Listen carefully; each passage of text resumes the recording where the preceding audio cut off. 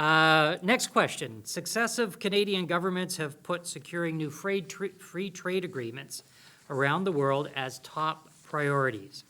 Does your party support continued efforts to ratify free trade agreements, and will your party ratify the new Canada-US-Mexico agreement if you form a government? And we'll start with candidate Ambler. When Stephen Harper became Prime Minister, we had there were 5 free trade agreements in place. After 10 years, when the Conservatives left office, there were 44. So 39 new trade agreements in 10 years. Suffice to say, Conservatives are big believers in free trade agreements. We understand that 1 in 5 Canadian jobs is linked to trade. Good trade relations support existing jobs as well as create new ones and general economic growth as well. So the Liberals have under the previous Liberal government. So we're going back from 1993 to 2006. In 13 years, only 3 free trade agreements were signed.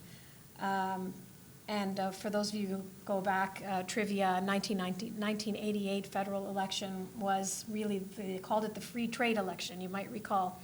And in that election, the Conservatives were for it and the Liberals were against it. So just a little bit of trivia from an old person who's been involved in politics for a long time for you there. And let's not forget, though, that the U.S. MCA, I think that's the correct order, of the new NAFTA is still not ratified 1 year later. Justin Trudeau is not a good negotiator.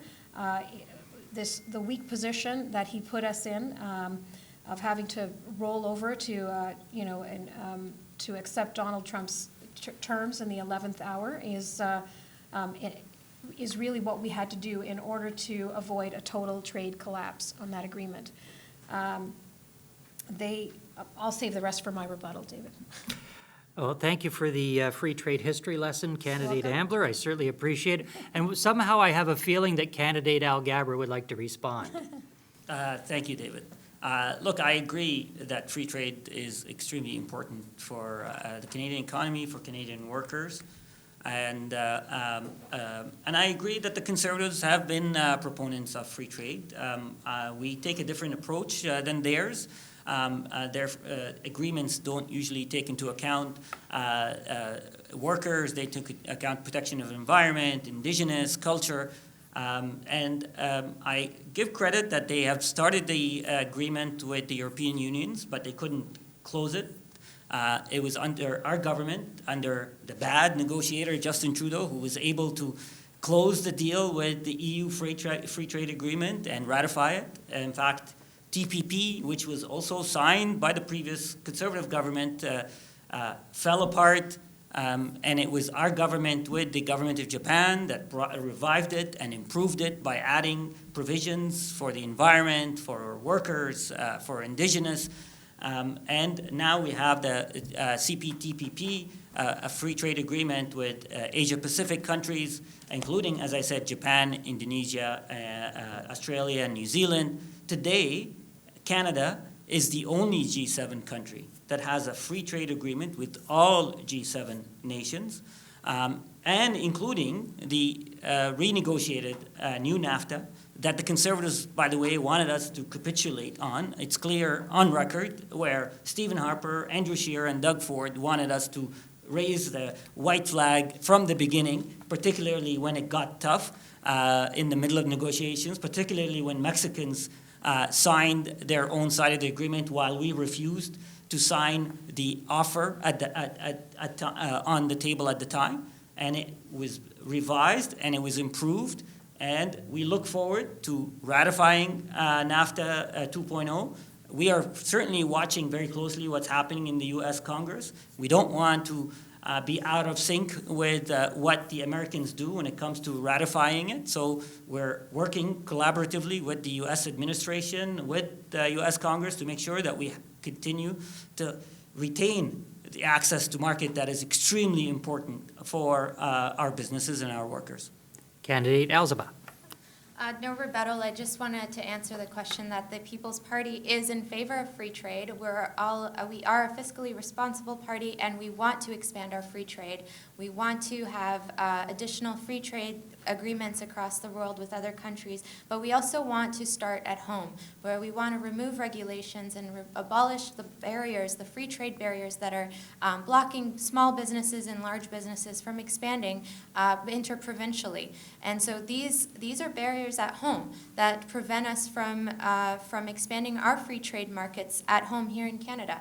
And so this is something that the People's Party wants to take care of here at home as well as on the international stage. We also want to abolish supply management. We've done that in the wine industry here in Ontario, and it's thriving right now. It's successful. The ice wine, people come here to buy ice wine for $200 a bottle. And so abolishing supply management in the dairy market will help expand small businesses, allow for small farmers to join the market, free trade market, and expand and profit and prosper. Candidate Ambler, I believe you already said you would have a rebuttal, so Candidate Ambler. Well, first, let me thank the Liberals for coming around to thinking that free trade is a good thing, so I'm very pleased about that. The problem with the negotiating of the new NAFTA is really that the Liberals went into it with priorities like, and you mentioned it, Omar, climate change, Indigenous issues, worthwhile, but the problem really was our preachy tone. It really did not help us in negotiations. I mean, I think that was really the problem. I also lost a bet that you had mentioned Doug Ford in the first hour of this debate. We're now at 1 hour, 15 minutes, so that was, Doug Ford and Stephen Harper. It took you a whole 75 minutes to mention them, so good work, except I lost $5. Too bad. Finally, Candidate Hill. Had I known, I would have mentioned it earlier. I would have shared the $5 with you. I would have shared the $5 with you. Candidate Hill. So the Green Party does believe in fair and sustainable trade. We wouldn't walk back any of the international agreements we've gotten into so far because these have been good for Canada, with one important exception, and that is we would work to remove the investor-state dispute settlement provisions that give foreign corporations extraordinary powers to challenge the laws and policies of democratically elected governments, including binding labor, health, safety, and environmental standards. We would also work to align our national trade policy so that it's in line with national and international climate change plans, which includes reducing the distances over which food is shipped by increasing domestic and local food production.